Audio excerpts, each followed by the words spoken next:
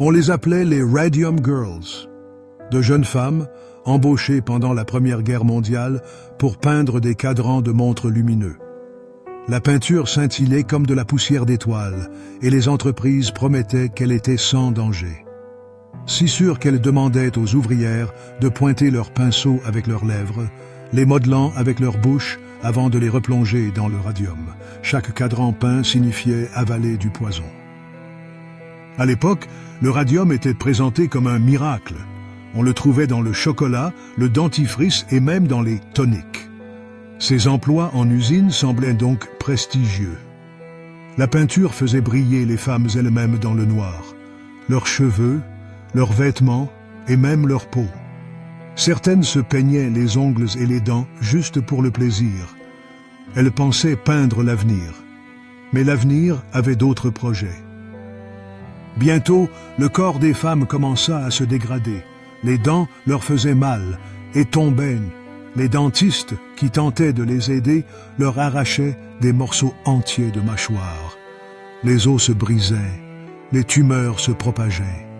Les journaux appelaient cela la mâchoire de radium. Les entreprises niaient tout en bloc. Elles payaient des médecins pour accuser les femmes, accusant même certaines d'être atteintes de syphilis. Pendant ce temps, les ouvrières dépérissaient, leur éclatant faiblement à l'agonie. En 1927, 5 femmes mourantes d'un empoisonnement au radium ont poursuivi la US Radium Corporation. Elles ont dû être portées jusqu'au tribunal, frêles et brisées. La presse les a surnommées les mortes vivantes. L'entreprise a tenté de gagner du temps, espérant que les femmes mourraient avant le procès.